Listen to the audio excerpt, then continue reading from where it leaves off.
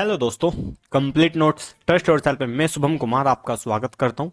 तो आज हम करने वाले हैं अपने सेशन में साइंस की जो महत्वपूर्ण क्विज है उसके बारे में, कुछ जो हाल ही में जो कुछ करंट के मुद्दे आए हैं एसएससी से रिलेटेड या एसएससी एग्जाम से रिलेटेड, वो या फिर जो एग्जाम में आने वाले हैं उसके बारे में मैं बताने वाला हूं। तो आज हम करने वाले हैं क्विज प्लस की जो हमारी थोड़ी सी स्टैटिक जीके होती है, हर बार का ऐसे ही हमारा सेशन चलता है। अगर आप एसएससी की किसी भी एग्जाम की तैयारी करें तो ये वीडियो आपके लिए काफी इंपॉर्टेंट होने वाला है। आज का जो हमारा सेशन है, खासतौर पर आज का जो जीएस और जो जीके का पोर्शन होता है, हम उसकी ओर चल रहे हैं। अगर आप एसएससी से रिलेटेड सीजीएल, सीपीओ, जो कि अभी हाल ही में दोनों के दोनों एग्जाम होने वाले हैं। सीजीएल की डेट आ चुकी है। सीजीएल की जो डेट आई है हमारी, वो आई है 9 दिसंबर में। पहली दिसंबर के बाद से स्टार्ट हो जाएगा, दिसंबर 2022 से स्टार्ट हो जाने वाला है। और जो कि हमारा सीपीओ का एग्जाम है वो हमारा 9 से 11 नवंबर में होने वाला है। तो चलिएगा, जो आज का हमारा सेशन है हम इसको आगे की ओर बढ़ाते हैं। तो आज का जो हमारा पहला क्वेश्चन है वो आपके सामने पे हो चुका है, और इस प्रकार आप हर बार की तरह यहाँ पे भी आपके पास में टाइमर चला हुआ है। तो आपसे पूछा गया है, निम्नलिखित में से किसने सर्वप्रथम जो बायोडाइवर्सिटीज शब्द है उसका प्रयोग सबसे पहले में किया था। अगर मैं बात करता हूँ इस शब्द के बारे में, तो ये इसका जो प्रयोग किया था 1885 में किया था। और 1885 में इस शब्द का प्रयोग किसने किया था? वो किया था डब्ल्यू रोसेन ने। तो डब्ल्यू जी रोसेन ने इसका प्रयोग किया था। आइएगा चलते हैं। अगर मैं बात करता हूँ तो इस प्रकार से अगर हमें पूरी पृथ्वी को देखता हूँ, पूरी पृथ्वी के यहाँ पे मैप, तो सबसे ज्यादा जो बायोडाइवर्सिटीज पाई जाती है वो हमारे इस नीले वाले क्षेत्र में सबसे ज्यादा बायोडाइवर्सिटीज यानी कि जैव विविधता पाई जाती है। तो चलते हैं। तो बायोडाइवर्सिटीज के जो अंदर कौन कौन से कुछ जो प्राणी होते हैं वो आते हैं। इसके अंतर्गत पृथ्वी पे प्रत्येक रूप से पाए जाने वाला जीव जंतु यहाँ पे स्थित हो जाता है, चाहे वो जीव जंतु हो, चाहे वो किसी प्रकार का कोई भी प्राणी हो। तो चलिएगा आगे चलते हैं। अगला जो क्वेश्चन है, सर्वाधिक जैव विविधता कहाँ पाई जाती है? जो आपसे पूछा गया सर्वाधिक जैव विविधता कहाँ पाई जाती है, जस्ट जो हमने अभी पिछला क्वेश्चन है जस्ट वहीं से ही क्वेश्चन लिया। और ये भारत का मैप है जहाँ पे जैव विविधता काफी बड़े मात्रा में पाई जाती है। अगर बात करता हूँ यहाँ पे आप देखते हैं केरल है, कर्नाटक है, और इस पर पश्चिम बंगाल है, और ये पूरी उत्तर भारत का कुछ भाग है जहाँ पे बायोडाइवर्सिटीज पाई जाती है। तो सबसे ज्यादा जो जैव विविधता का जो क्षेत्र होता है वो पाया जाता है हमारा उष्ण कटिबंधित जो वर्षावन होते हैं उसमें क्षेत्र में पाए जाते हैं। अगर मैं बात करता हूँ भारत में, जो कि सबसे पहले में मानसून आता है, तो मानसून में भारत के केरल से ही स्टार्ट हो जाता है, जो कि हमारा जून में स्टार्ट हो जाता है। 1 जून के बाद में तुरंत स्टार्ट हो जाता है और धीरे धीरे वह पूरे भारत में फैल जाता है। और जो लौटता हुआ मानसून होता है, जब भारत से इस प्रकार से वो आता है तो वो आकर के सितंबर अक्टूबर में बारिश करता है, और जो कि तमिलनाडु वाले क्षेत्र में काफी प्रभावित होता है उससे भी आगे। इसका जो हमारा सही आंसर हो जाता है वो हो जाता है उष्ण कटिबंधीय तो जो वर्षावन होते हैं यहाँ पे हमारा ये पाया जाता है, जो सर्वाधिक जैव विविधता होती है। तो सर्वाधिक जैव विविधता कहाँ पे पाई जाती है? अभी होता क्या है, यानी कि यहाँ पे जो हम देख रहे हैं 0 डिग्री जो 0 डिग्री का अक्षांश वाली जो रेखा है, तो अक्षांश वाली जो रेखा ये क्या करती है, इस रेखा से जो सूर्य का जो प्रकाश होता है वो सीधा समुद्र की ओर पड़ता है, इस पूरे क्षेत्र में पड़ता है। और इस क्षेत्र में पड़ने के साथ साथ में यहाँ पे जो पानी होता है वो गर्म हो जाता है, और वो भाप बन करके आसमान में पहुंच जाता है। और वही वर्षा बाद वही जो पानी का जो संगठन होता है वही आगे चल के वर्षा करता है, और वो इसमें पूरे क्षेत्र में क्या कर देता है, वर्षावन वाला क्षेत्र बन जाता है। और यहाँ पे हर रोज शाम के 4 बजे, एवरीडे शाम के 4 बजे क्या होती है, एक अच्छी खासी बरसात होती है। तो चलिएगा अगले क्वेश्चन की ओर चलते हैं। पसीने का जो मुख्य उपयोग है निम्नलिखित में से किसके कारण में माना जाता है? जो पसीने का जो मुख्य कार्य है, मुख्य उपयोग है, वो आपसे पूछा जा रहा है।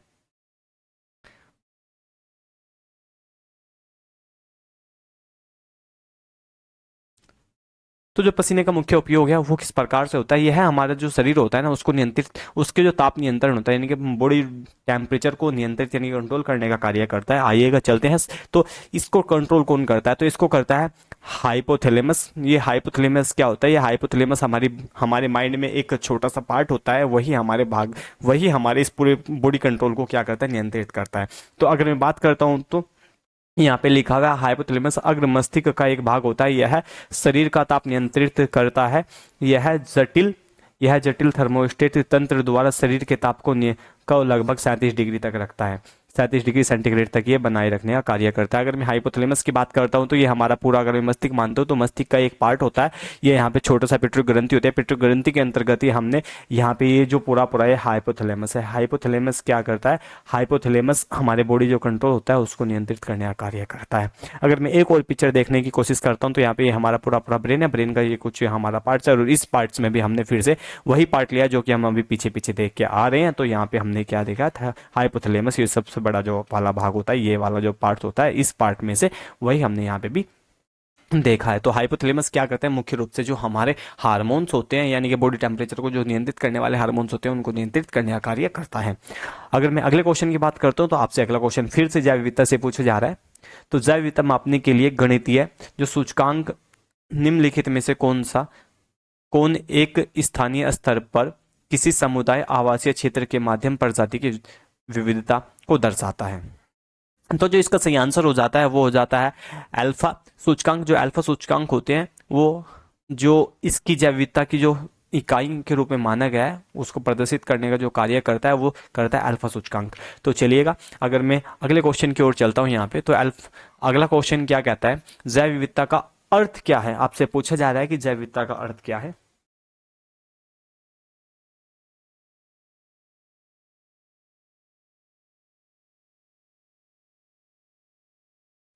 तो जैसे कि मैं आपको पहले बता के आ चुका हूँ, यहाँ पे निर्धारित होने वाले जो सभी पादप और जीव जंतु होते हैं उनसे रिलेटेड ये ही हमारा जो जैव विविधता होता है, ये इसी का प्रयोग किया जा चुका है। अगर मैं आपको बताऊं फिर से, तो जैव विविधता का जो हमने जो सबसे पहले जो प्रयोग किया था 1885 में, इसका प्रयोग किया था डब्ल्यू जी रोशन के द्वारा इसका प्रयोग किया गया था जैव विविधता शब्द का।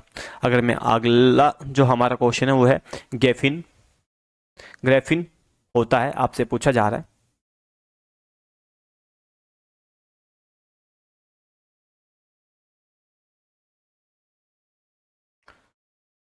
तो जो इसका सही आंसर हो जाता है वह हो जाता है कार्बन का नैनो प्रतिरूप होता है ये, यानी कि कार्बन की एक तरीके से कॉपी होती है। किस प्रकार की कॉपी होती है, अगर मैं ग्राफीन की बात करता हूं तो ये 1 मीटर स्क्वायर में एक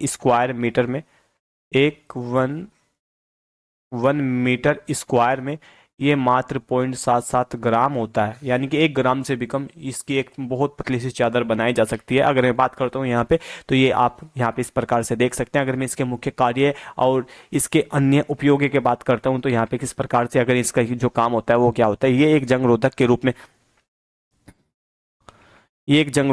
में कार्य करता है। ये एक जंग रोधक के रूप में साथ साथ में पानी को फिल्टर करने का कार्य करता है। ये माइक जो साउंड होता है उसको भी, साउंड और जो माइक होते हैं उसको भी उच्च क्वालिटी की जो साउंड होती है उसको बढ़ाने का कार्य करता है। अगर मैं बात करता हूँ आर्टिफिशियल मसल्स की, तो ये उसमें भी कार्य करता है। अगर मैं बात करता हूँ सुपर जो कैपेसिटर होता है उसमें भी ये कार्य करता है। अगर मैं बात करता हूँ तो हमारे जो कुछ इलेक्ट्रॉनिक्स होते हैं, यानी कि जो फिक्स्ड हमारे इलेक्ट्रॉनिक्स गैजेट होते हैं उनमें भी ये कार्य करता है। तो एक बार इनको पढ़ लेते हैं थोड़ा थोड़ा सा। अगर मैं जंग रोधक के बारे में बात करता हूँ, यानी कि रस्ट प्रूफिंग की बात करता हूँ, किसी पेंट को ग्राफिक मिलाकर अगर किसी पर पेंट कर दिया जाए, चाहे वह कार हो या फिर कोई अन्य चीज हो, तो उसके साथ में क्या कर देते हैं, उसको हमेशा के लिए रस्ट प्रूफ बना देता है, उस पर फिर कभी भी जंग नहीं लगने वाला। अगर मैं बात करता हूँ यहाँ पे इसे पानी को फिल्टर कैसे करता है, जैसे कि आपको ऊपर से मैं आपको एक छोटा सा, अब ये पीछे क्या दिखाया हूँ आपको, मैंने आपको एक फिगर दिखाया। अगर मैं इस फिगर के माध्यम से आप देख रहे होंगे, देखने में एक जाल जैसे दिखे थे, लेकिन ये जाल जैसा नहीं दिखाई देता। नॉर्मली देखने पर इसमें होल छिद्र दिखाई नहीं देते हैं, लेकिन ये होल इसमें होते हैं जिसकी मदद से इसके पानी को साफ करने में बहुत आसान हो जाता है। अगर मैं बात करता हूँ यहाँ पे माइक और साउंड के बारे में, एक डायफोम की तरह कार्य करता है, डायफोम की तरह कार्य करता है, और उसमें जब इलेक्ट्रॉनिक एनर्जी देते हैं तो बहुत जो बढ़िया क्वालिटी की साउंड होती है उसको ये प्रोड्यूस करता है, और साथ के साथ में ये हमारे जो ईयरफोन्स होते हैं उनमें भी ये बहुत बढ़िया साउंड देने का कार्य करता है।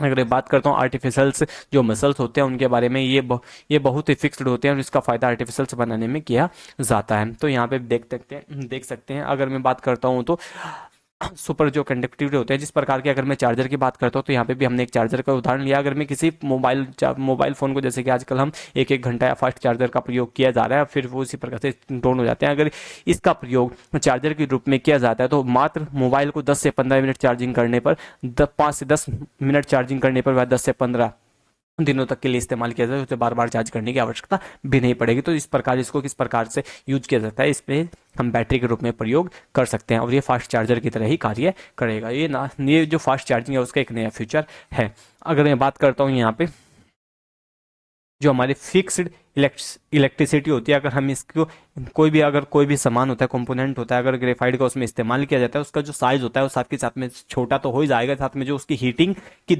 अक्सर सामानों को गर्म होने की जो समस्या होती है उसमें वो रहती है, तो वो भी एक तरीके से पूर्ण रूप से दूर हो जाएगी। और इस प्रकार जो कंप्यूटर या मोबाइल की जो स्पीड होगी वो पहले से बहुत ज़्यादा बढ़ जाएगी। तो ग्राफिंग का यूज़ भी हम अभी हाल ही में देखने वाले हैं।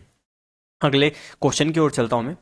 तो आपसे पूछा जा रहा है, थर्मस जो आपने अक्सर देखा होगा, एक थर्मस होता है जो कि अगर किसी गर्म तरल को उसमें रख दिया जाता है तो वो बहुत लंबे समय तक ठंडा या गर्म रहता है। ऐसा क्यों?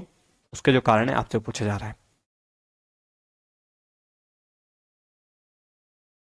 तो जो इसका सही आंसर हो जाता है वो हो जाता है, इसमें इसमें दो प्रकार की क्रियाएं होती है, उसमें संचालन भी होता है, संवहन भी होता है और विकर्ण भी होता है। यानी कि जो इसका आंसर हो जाने वाला है हमारा क्या होने वाला, संचालन, संवहन और विकर्ण तीनों ही इसका आंसर हमारा बन जाएगा। आइएगा चलते हैं एक बार थर्मस को देख लेते हैं।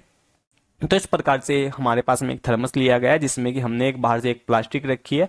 प्लास्टिक रखने के साथ साथ में ये अंदर से एक स्टील का वेपर, एक स्टील की हमने यहाँ पे चादर लगाई है और बाहर भी एक स्टील की हमने चादर लगाई है। बीच में एक छोटा सा वैक्यूम रखा है और यहाँ पे हमने क्या रखा है, ये जो बाहर की चादर है इसमें हमने टीन रखा है, यानी कि टीन या सिल्वर की क्या रखी है, एक ग्लास रखा है और साथ के साथ में अगर मैं इसमें गर्म टी रखता हूँ तो इस प्रकार से हमें दिखता है। और ये यहाँ पे क्रोक होल्डिंग फ्लैश स्थान अगर हम यहाँ पे देखते हैं तो यहाँ पे थोड़ा थोड़ा सा थर्माकोल टाइप का यहाँ पे रख देते हैं। आइएगा चलते हैं हम अगले क्वेश्चन की ओर। निम्नलिखित तत्वों में से कौन सा सर्वाधिक यौगिक निर्माण करता है? हम इस क्वेश्चन का एक बार पहले भी डिस्कशन कर चुके हैं दूसरी अपनी क्विज में।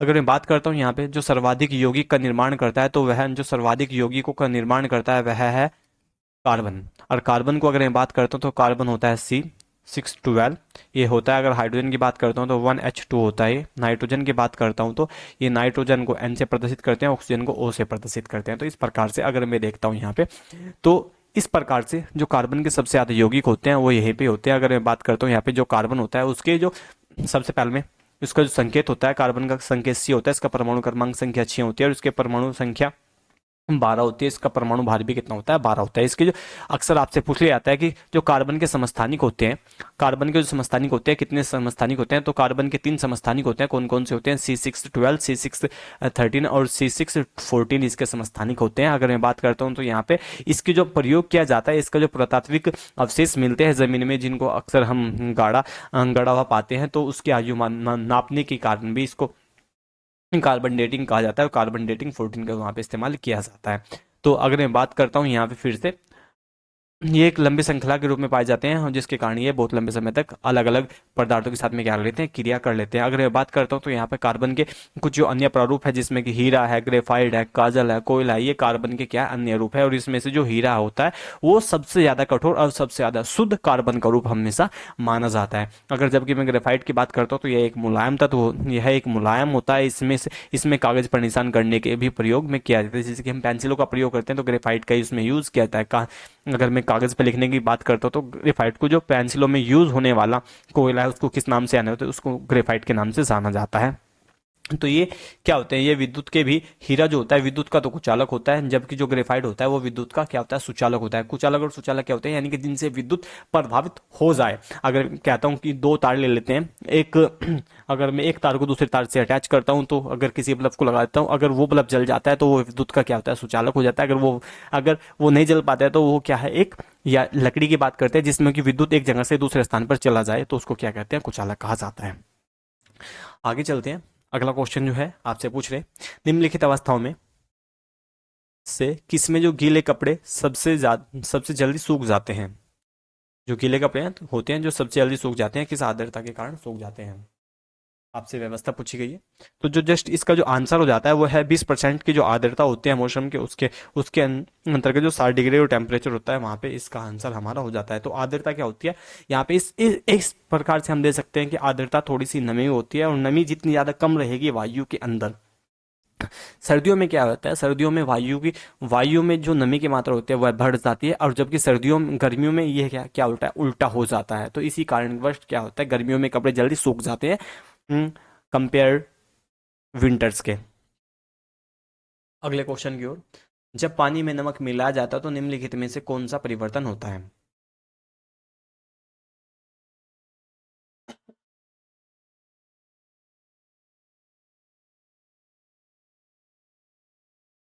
तो जो हमारा इसका क्वेश्चन बन जाता है, तो इसमें कथनांक क्या हो जाता है? कथनांक हमारा बढ़ जाता है और जो कि इसका जमाव बिंदु होता है वो घट जाता है। अक्सर आपने आइसक्रीम जब खाई होगी, थोड़ी सी नमकीन टाइप में आपको लगी होगी, उस पर नमक लगा दिखा देखा होगा, तो उसका दूसरा जो सबसे बड़ा कारण है यही होता है कि उसका हमें क्या बढ़ा देना है? कथनांक बढ़ा देना है, ताकि वो देर से पिघले और जल्दी जम जाए। तो इस प्रकार से आइसक्रीम का जो जो आइसक्रीम का जो सबसे बेस्ट उदाहरण है, इसको आप मान सकते हैं।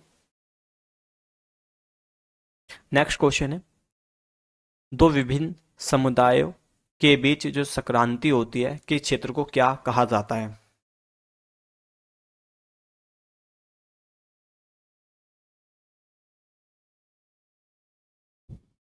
तो इसको कहा जाता है इकोटोन।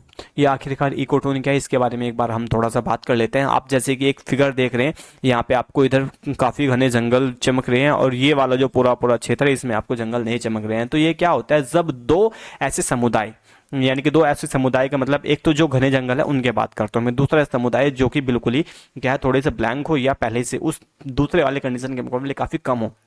तो जब ये दोनों के दोनों क्षेत्र आपस में मिल जाते हैं ना, तो इसको ही क्या बोला जाता है? इकोटोन्स बोलते हैं। तो इसको ही क्या बोला जाता है? इकोसिस्टम में जो हमारा इकोटोन वर्ड है वो यहीं से हमारा आता है। तो ये जैसे कि हमने यहाँ पे पूरा पूरा इसके बारे में लिखा हुआ है, तो इसके में इसमें जो घनत्व की मात्रा है, यहाँ पे घनत्व की मात्रा जंगलों में क्या होती है? ज्यादा हो जाती है, जबकि जो उसके बराबर का जो क्षेत्र होता है, घास के मैदान होते हैं, उसमें क्या हो जाता है? घनत्व की मात्रा, पेड़ पौधों की मात्रा कम हो जाती है। इसी प्रकार से इन दोनों क्षेत्रों को किसके अंतर्गत रखा जाता है? इकोटोन्स के अंतर्गत रखा जाता है। नेक्स्ट क्वेश्चन की ओर चलते हैं। पादरक या पारा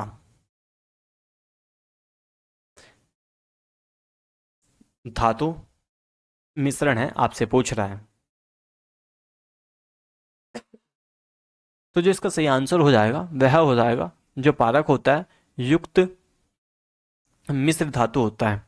मिश्र धातु किस प्रकार से होता है, अगर मैं बात करता हूँ यहाँ से पारे के बारे में, यानी कि पारे को हम मरकरी बोलते हैं, और मरकरी का जो एटॉमिक नंबर होता है, एटॉमिक नंबर होता है इसका 80। अगर इसका सिंबल्स की बात करते हैं मरकरी के बारे में, तो मरकरी का जो एच जी यहाँ पे हमारा क्या हो जाता है, इसका एटॉमिक नंबर और इसका सिंबल्स बन जाता है। अगर इसकी मैं एटॉमिक भार की बात करता हूँ तो 200 इसका एटॉमिक भार बन जाता है। तो इस प्रकार से अगर मैं इसके इसके टेम्परेचर यानी कि जहाँ पे पिघलता है तो वो कितना होता है? 20 डिग्री के आसपास यहाँ पे रह जाता है।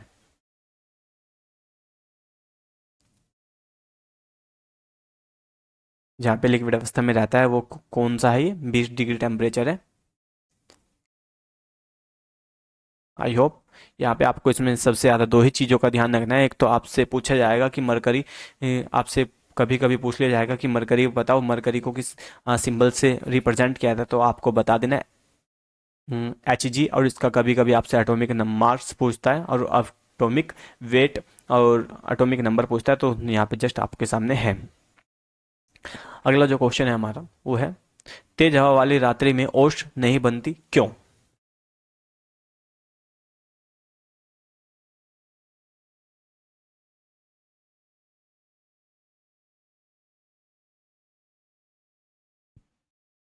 तो जो इसका सही आंसर हो जाता है, वाष्पीकरण की यहाँ पे जो दर होती है वो तेज होती है। अगर मैं आपको एक छोटा सा, शायद एक और नहीं यहाँ पे नहीं है, तो मैं आपको बता दूं, जैसे कि हम मैं माना हूँ कि पूरा पूरा समुंदर है, जब जब अगर ये 0 डिग्री का जो अक्षांश, अगर मैं सबसे पहले वाले फिगर पे की ओर चलता हूँ, यहाँ पे हमारा पहला फिगर है ह्यूमिडिटी रिलेटेड, ये रहा। अगर देखो मैं यहाँ से आपको बताता हूँ उस क्वेश्चन के बारे में कि सबसे ज्यादा जो रात्रि का, अब क्या होता है, मैंने आपको जैव विविधता के बारे में भी, और ये जो 30 डिग्री तक का क्षेत्र होता है, यानी कि ये वाला जो पूरा क्षेत्र होता है 0 डिग्री से, ये 0 डिग्री है, ये यहाँ पे 30 डिग्री है, यहाँ पे 30 डिग्री है।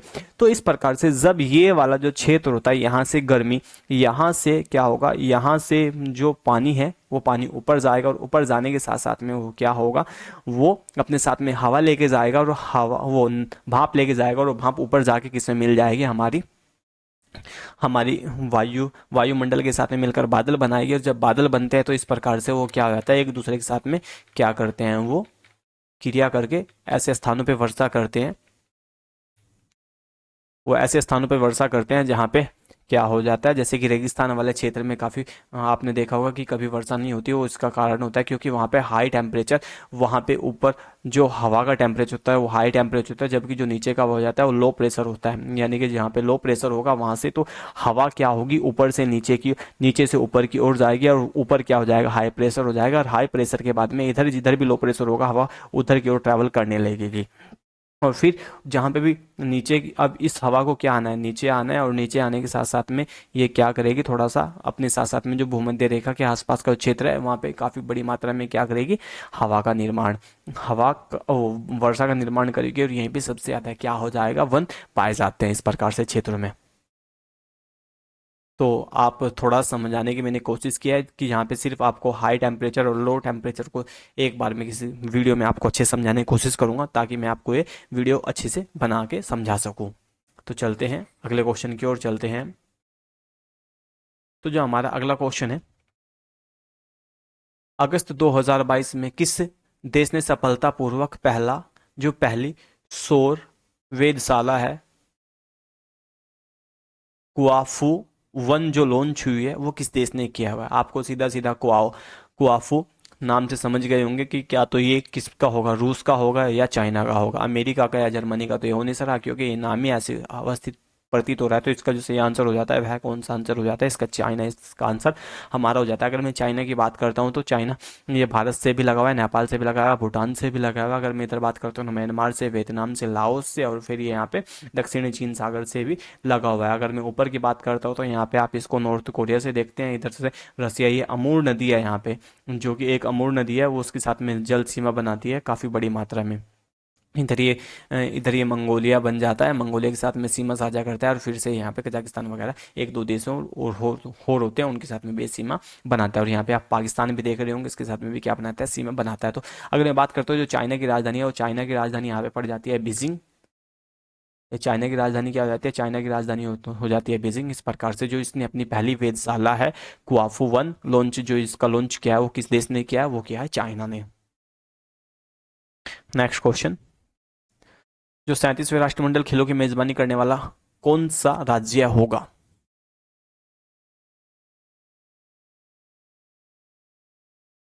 आपसे आज का जो कमेंट का क्वेश्चन है, जो कि आपको कमेंट करके बताना है कि अंडमान निकोबार द्वीप समूह के बीच में कितने डिग्री का चैनल है।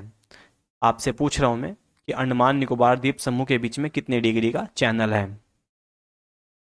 कितने डिग्री का चैनल है।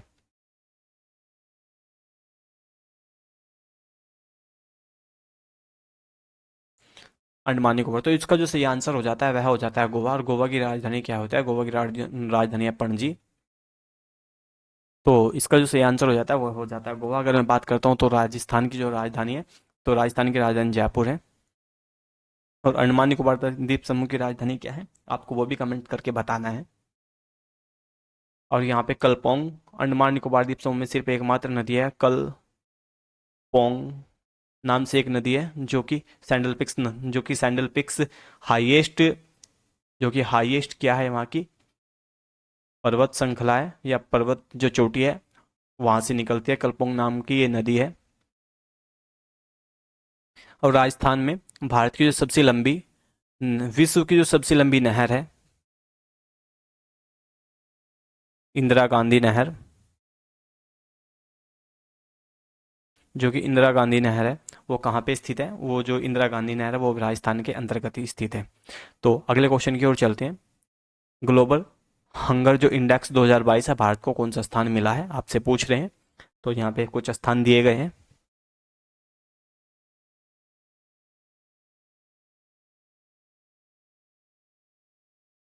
तो जो इसका सही आंसर हो जाता है वह हो जाता है 107, कि एक जो कि इस बार 2022 में ग्लोबल हंगर इंडेक्स में जो भारत का स्थान आया है वो आया 107वां। यहाँ पे कुछ भारत के जो पड़ोसी देश हैं उनके बारे में बात कर लेते हैं। अफगानिस्तान का 109 है, पाकिस्तान का 99 है, बांग्लादेश का 84 है, नेपाल का 81 है, श्रीलंका का यहाँ पे 64 है। तो इस प्रकार से भारत की स्थिति क्या है, अपने पड़ोसी देशों के मुकाबले काफ़ी गिरी हुई है। अगर मैं बात करता हूँ कंपेयर सिर्फ अफगानिस्तान की, सिर्फ अफगानिस्तान भारत से 2 अंक नीचे है, बाकी का भारत बहुत ज़्यादा नीचे है अपने भूखमरी वाले देशों के स्थानों में।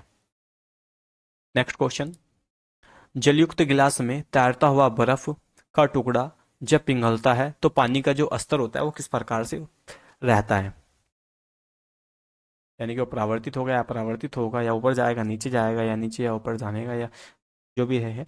इसमें जो इसका जो पानी, अगर मैं किसी गिलास की बात करता हूँ तो ये यहाँ पे मैंने ये तो और ही कुछ आ गया, कोई बात नहीं। अगर मैं एक गिलास लेता हूँ, गिलास के अंतर्गत अगर पानी रखा है तो उसके अंतर्गत जो कि हमारा क्या है, एक बर्फ का टुकड़ा है। अगर हम इस बर्फ के टुकड़े को जब भी पिघलता हुआ देखते हैं तो ये पहले से ही अपना एक निर्धारित वॉल्यूम किसका बना हुआ है, ये भी पानी का बना हुआ है। तो जब ये पूरा पिघल जाएगा तो उसका जो टेम्परेचर होगा, वो जो उसका जल स्तर होगा वो क्या रहेगा, वो वैसा का वैसा ही रहने वाला है। तो इसका सही आंसर क्या रहेगा, वही रहेगा। अगला क्वेश्चन की बात करते हैं तो किसने world green Sydney award 2000 city award 2022 का जो खिताब जीता है, किसने जीता है, आपसे पूछ रहे हैं। वर्ल्ड ग्रीन सिटी अवार्ड 2022 का खिताब किस शहर ने जीता है? तो जस्ट जो इसका हमारा आंसर हो जाता है वह हो जाता है हैदराबाद। अगर मैं हैदराबाद की बात करता हूँ तो ये किस नदी पे बसा हुआ है, यह बसा हुआ है मूसी नदी पे। और मूसी नदी ये फिलहाल किसकी राजधानी है, तेलंगाना। तेलंगाना इसकी राजधानी, ये तेलंगाना की राजधानी है हैदराबाद। गोरखपुर उत्तर प्रदेश के अंतर्गत पड़ता है। गुरुकुल ये राजस्थान हरियाणा में आता है, गुरुग्राम। और ये जयपुर राजस्थान की राजधानी है ये। तो नेक्स्ट क्वेश्चन की ओर चलते हैं। नेक्स्ट क्वेश्चन क्या है आपका, अगस्त 2022 में पांचवा दक्षिण एशियाई भूविज्ञान जो सम्मेलन है वो कहाँ पे स्थापित, कहाँ पे सम्मेलन होने जा रहा है, आपसे पूछ रहे हैं। नासिक को संतरों के लिए जाना जाता है, संतरों की राजधानी कहा जाता है। जो इसका सही आंसर हो जाता है वह हो जाता है इस बार का जो जयपुर हो जाता है। जयपुर, यहाँ पे जो दक्षिण एशियाई भूविज्ञान सम्मेलन है उसका आयोजन कहाँ किया जा रहा है, उसका सम्मेलन, उसका आयोजन कहाँ किया जा रहा है, उसका जयपुर में इसका आंसर हमारा आ जाता है। अगर मैं नेक्स्ट क्वेश्चन की ओर चलता हूँ तो नेक्स्ट क्वेश्चन है, किस राज्य सरकार द्वारा सार्वभौमिक स्वास्थ्य बीमा योजना शुरू की गई है, यानी कि आपसे स्वास्थ्य बीमा योजना की शुरुआत जो अभी हाल ही में किस राज्य ने की है, आपसे पूछ रहे हैं। तो जो इसका सही आंसर हो जाता है वह हो जाता है नागालैंड। अगर नागालैंड की राजधानी की बात करते हो तो कोहिमा, कोहिमा इसकी राजधानी हो जाती है। तो चलिएगा नेक्स्ट क्वेश्चन की ओर चलते हैं। तो नेक्स्ट क्वेश्चन क्या है, सितंबर 2022 में किस देश में महात्मा गांधी के जीवन और संदेश को समर्पित देश का पहला संग्रहालय खोला गया? महात्मा गांधी के जीवन और संदेश को समर्पित देश का जो पहला संग्रहालय है वो किसके द्वारा खोला गया आपके सामने? तो इसका जो आंसर हो जाता है वह हो जाता है अमेरिका। और अमेरिका की राजधानी है वॉशिंगटन डीसी।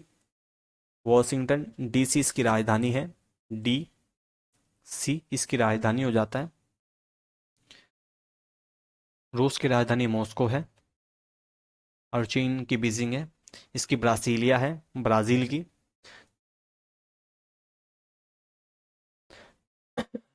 आपके सामने अगला क्वेश्चन है, दुनिया की सबसे भारी हड्डी वाली बोनी मछली का क्या नाम है? आपसे पूछा जा रहा है कि बोनी मछली का क्या नाम है, जिसकी सबसे भारी हड्डी के बारे में बात करते हैं। तो इसका जो सही आंसर हो जाता है वह हो जाता है होली मोला, इसका सही आंसर हो जाता है। अगर मैं बात करता हूँ तो ये किस प्रकार से दिखती है, तो ये देखो, ये कभी किसी मछुआरे के द्वारा पकड़ी गई होगी अटलांटिक क्षेत्र में। तो ये काफ़ी बड़ी मछली है जो कि बोनी मछलियों की श्रेणी में आती है। और ये आप यहाँ पे भी एक समुद्र में देख पा रहे होंगे किस प्रकार से इसकी एक पिक्चर ली जा रही है। नेक्स्ट क्वेश्चन, जो बराबर की गुफाओं का उपयोग आश्रय गृह के रूप में किस के द्वारा किया जाता था, आपसे पूछा जा रहा है। जो बराबर की पहाड़ियाँ वो किससे संबंधित है, ये भी क्वेश्चन बन सकता है इसका। तो जो इसका प्रयोग किया जाता था वो किया जाता, आजीविक जो होते थे उनके लिए इसका प्रयोग किया जाता था। और ये किससे संबंधित है, ये है बौद्ध धर्म से, ये है बौद्ध धर्म से संबंधित है ये। और यहाँ पे आप इस प्रकार से ये बराबर जो बराबर की पहाड़ियाँ हैं वो देख सकते हैं, कितना कितने कितनी मेहनत के साथ में इस पहाड़ को पहले से काटा गया होगा, फिर अंदर से आकर के इसको बनाया गया होगा, कितना इसमें टाइम लगाया गया होगा, क्योंकि एक पूरा पूरा पत्थर को काटने में, घिसने में बहुत समय लगता है। तो इस प्रकार से इन्होंने क्या किया गया, उस पर कुछ नक्शे भी, कुछ चित्र भी बनाने की कोशिश किया, कुछ खोदने की भी कोशिश किया है। अगला क्वेश्चन है, निम्नलिखित में से कौन मौर्य युग अधिकारी मापतोल का प्रभावी था? यानी कि आपसे पूछा जाता है जो मौर्य काल के अधिकारी थे जो कि मापतोल का प्रयोग करते थे, वो कौन थे? तो जो इसका सही आंसर हो जाता है, इसका आंसर होता है पोतवाध्यक्ष। और जो सीता अध्यक्ष होते थे, ये कौन होते? सीता अध्यक्ष। ये भूमि के प्रयोग, जो भूमि का प्रयोग होता था उसके बारे में बताते थे। अगला है, भारत में जो चावल की खेती उन क्षेत्रों में होती है जहां वर्षा होती है। भारत में जो वर्षा चावल की खेती कहाँ की जाती है आपसे पूछ रहे हैं, या किस कंडीशन में पूछ रहे हैं, किस कंडीशन में उपयुक्त होगी, जहाँ पे वर्षा का जो टेम्परेचर जोन है वो कितना रहने वाला है। तो जो इसका सही आंसर हो जाता है वह हो जाता है 100 सेंटीमीटर से अधिक। जहाँ पे वर्षा होगी वहाँ पे चावल की जो खेती होगी वो काफ़ी मात्रा में, काफ़ी अच्छी मात्रा में उपयुक्त होने वाली है। भारत में तीनों मौसमों में क्या की जाती है, चावल की खेती का प्रयोग किया जाता है या उत्पादन किया जाता है। अगर हम बात करते हो तो इसमें कौन कौन से विटामिन या मिनरल्स पाए जाते हैं, तो इसमें कौन कौन से, तो इसमें नियासिन पाया जाता है, विटामिन डी पाया जाता है, कैल्शियम पाया जाता है, फाइबर पाया जाता है, आयरन पाया जाता है, थायमीन पाया जाता है, राइबोफ्लाविन पाया जाता है। इस प्रकार से इसमें चावलों में क्या पाए जाते हैं, काफ़ी सारे विटामिन पाए जाते हैं। अगर आपको मेरी ये वीडियो अच्छी लगी हो तो इसे लाइक करना, सब्सक्राइब करना। काफ़ी मेहनत लगती है एक वीडियो को बनाने के लिए। अगर आपको इस वीडियो में मेरी कुछ भी खामी लगी हो तो कमेंट सेक्शन में ज़रूर बताना, ताकि आने वाली सभी की सभी जो मेरी वीडियो है मैं अपनी कमियों को दूर कर सकूं और मैं आपके लिए एक और बेस्ट कंटेंट यहाँ पे दे सकूं, जो कि आपको किसी भी एग्ज़ाम के लिए, आप जिसकी भी तैयारी कर रहे हो उसमें आपको सक्सेस मिल सके। मैं अपनी ओर से यही आपसे उम्मीद करता हूँ। थैंक यू गाइस, मिलते हैं हम जल्दी अपनी नई क्लास की ओर। Thank you, bye.